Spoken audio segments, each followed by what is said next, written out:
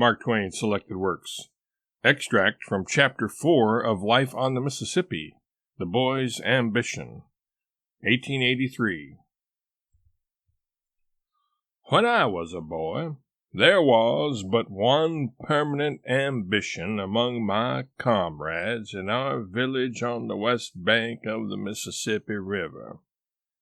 That was to be a steamboatman.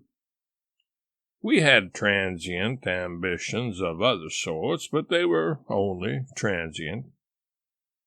When a circus came and went, it left us all burning to become clowns. The first Negro minstrel show that came to our section left us all suffering to try that kind of life. Now and then we had a hope that if we lived and were good, God would permit us to be pirates. These ambitions faded out, each in its turn, but the ambition to be a steamboatman always remained. Once a day, a cheap, gaudy packet arrived upward from St. Louis and another downward from Keokuk. Before these events, the day was glorious with expectancy. After them, the day was a dead and empty thing. Not only the boys, but the whole village felt this. After all these years, I can picture that old time to myself now, just as it was then. The white town drowsing in the sunshine of a summer's morning, the streets empty, or pretty nearly so. One or two clerks sitting in front of the Water Street stores with their splint-bottomed chairs tilted back against the wall, chins on breasts, hats slouched over their faces, asleep, with shingled shavings enough around to show what broke them down.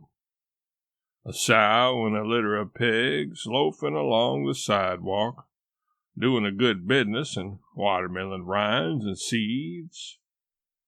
Two or three lonely little freight piles scattered about the levee, a pile of skids on the slope of the stone-paved wharf, and the fragrant town drunkard asleep in the shadow of them. Two or three wood flats at the head of the wharf, but nobody to listen to the peaceful lapping of the wavelets against them. The great Mississippi, the majestic, the magnificent Mississippi, rolling its mile-wide tide along, shining in the sun. The dense forest away on the other side, the point above the town and the point below, bounding the river glimpse and turning it into a sort of sea, and withal a very still and brilliant and lonely one. Presently, a film of dark smoke appears above one of those remote points. Instantly, a Negro drayman, famous for his quick eye and prodigious voice, lifts up the cry, "Steamboat a-comin'!" And the scene changes. The town drunkard stirs, the clerks wake up, a furious clatter of drays follows, every house and store pours out a human contribution, and all in a twinkling the dead town is alive and moving. Drays, carts, men, boys, all go hurrying from many quarters to a common center, the wharf. Assembled there, the people fasten their eyes upon the coming boat as upon a wonder they are seeing for the first time. And the boat is rather a handsome sight, too. She is long and sharp and trim and pretty. She has two tall, fancy-topped chimneys with a gilded device of some kind swung between them, a fanciful pilot-house, a glass and gingerbread, perched on top of the Texas deck behind them. The paddle boxes are gorgeous with a picture with gilded rays above the boat's name.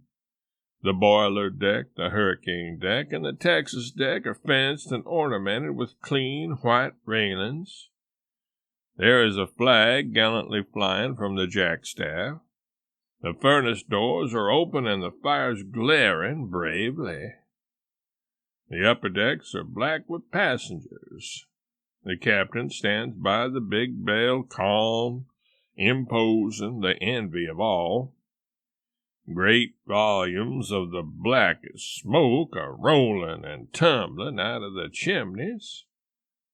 A husbanded grandeur created with a bit of pitch pine just before arriving at a town. The crew are grouped on the forecastle. The broad stages run far out over the port bow, and an envied deckhand stands picturesquely on the end of it with a coil of rope in his hand. The pent steam is screaming through the gauge cocks.